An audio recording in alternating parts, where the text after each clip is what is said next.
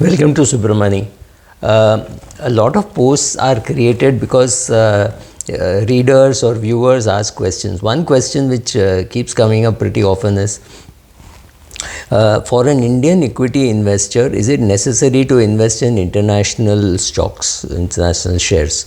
It's a good question, so I'll stick to everything, right? I will stick to is it necessary, and international stocks. Both these conditions have to be there. So is it necessary? No. Is it desirable is a question to ask, right? Is it necessary to diversify your portfolio? Well, if you are like Rip Van Winkle, you invest in 2025, lock your portfolio, go to sleep and get up in 2045, maybe one asset class is sufficient. However, we are humans. So somewhere in between you'll think, oh my god, I wish I had invested here, I wish I had invested there, I wish I had invested in pharma stocks, I wish I had invested in FMCG.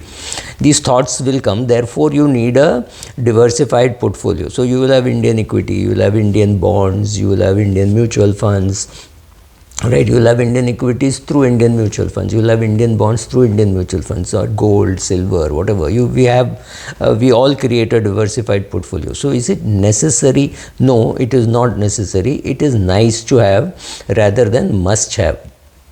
Also, who should have? I think only people with at least $1.25 million, which means about 10 crore rupees, only they should start thinking in terms of a non-Indian part of the portfolio. So for an Indian equity investor, international investing is useful, depending of course on your financial goals, your risk tolerance, your investment strategy, etc. For example, if you have a 5-year-old daughter and you think that she will go abroad to study and she is likely to go to US to study, then you need some dollar assets. So if you have invested in say a NASDAQ 100 and you start doing an SIP of could be as little as $100 a month, which means in terms of Indian rupees about 8 to 9,000 rupees. So then you're putting away money for her education in an asset which will grow without any taxation, as of now at least, without any in a foreign currency, in a currency which you need, right? In a currency which you need after 15 years or 16 years.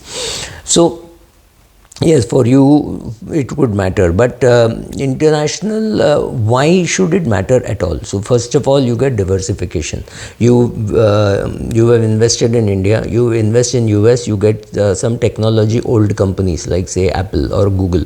These are not young companies, these are older companies. You invest in Taiwan, you get semiconductor, you get a lot of companies coming out, the OFS is there, right? A lot of offer for sale, a lot of private equity in Taiwan. So when those people come out, you get to participate in them. You go to South Korea, you get good dividend yield, unbelievably high dividend yields you get. So you get diversification. You are not tied only to the Indian market. For example, I mean, healthcare. US has better healthcare companies or bigger healthcare companies. Maybe some of them will come to India in due course of time, but right now you are not participating. Another reason to participate is to participate in the PE of those countries. Though of course if you are an Indian, chances are you don't want to participate in the PE of other countries, because India gives abnormally high PE to some companies. Not all companies, but some companies get abnormally high PE. So PE may not matter, but as diversification definitely helps. Growth opportunities in some markets is still very high. Even in the US, the Magnificent Seven have grown at a fantastic pace. So if you have some of those stocks, some of those shares, you would have done well. I mean, if you were in say Parag Pareg Flexi Cap Equity, you would have participated in Amazon, Alphabet, etc. Yes, but not much, because today, because of government restrictions, the number of shares, the American equity portion in all Indian funds is gone down. But yes, you could have participated in that. Of course, like I said, if you're accumulating money to study in a particular country, you have a currency hedge. If you're an Indian portfolio holder with only Indian objectives, then currency hedge may not matter. But if your child is going to study abroad, the inflation hedge or the currency hedge definitely matters.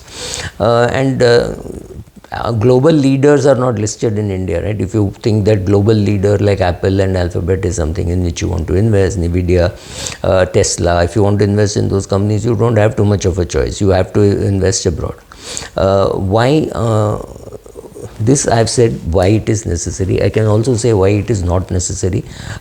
First of all, you have a strong domestic market. Indian market is pretty strong, and India has last say 20-25 years given you very good returns in terms of Indian rupees. May not be great in terms of dollar, but in terms of rupees we definitely have done well. I mean, you take the Nifty 50 would have a CAGR of 10 to 12% over long periods of time, which is good enough for you to grow in a country where inflation may be 7 or 8%. International investing involves higher costs like currency conversion and things like that. Taxation as of now is benign, it's 12.5%, same as Indian equity. That could change. Then of course there is TCS on foreign remittance, so you have to consider all that. TCS is just a cash flow issue, right? When you put, there will be TCS, and when you take it out, you will get credit for it, right? And also when you are filing a return, you can get credit for it. So the 20% TCS should not worry unless you are investing more than 7 lakhs, which will happen if you are a serious investor.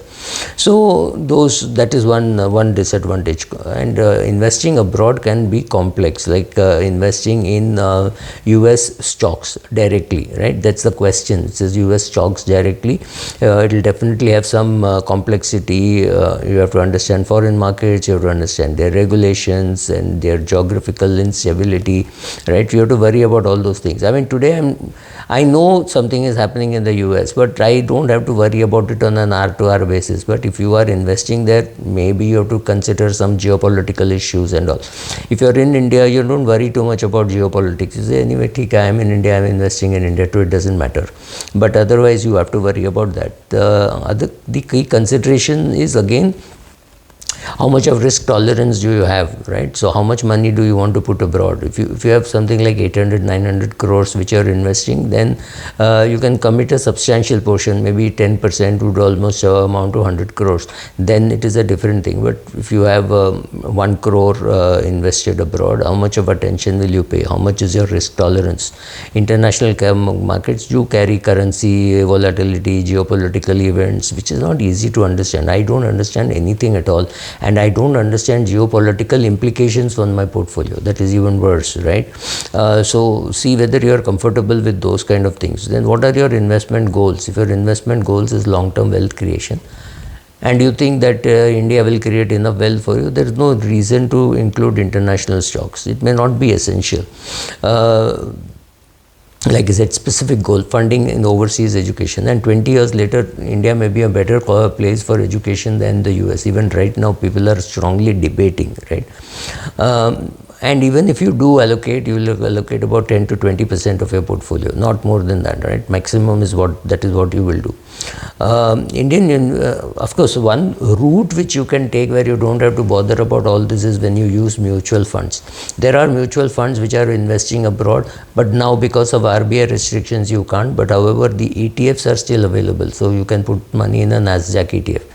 I think ICICI Prudential has a fund which invests abroad, so it allows you to do an SIP in this fund, and the fund manager will decide whether to be in Japan, Taiwan, Korea and China or US in what percentage. So it may not be, say, 65% US like it is in the international. If you take the MSCI International Index, 60 to 65% would be US, whereas in this fund being run by an Indian fund manager, chances are they will do the selling in Korea, buying in Taiwan, selling in Taiwan, buying in China or buying in US.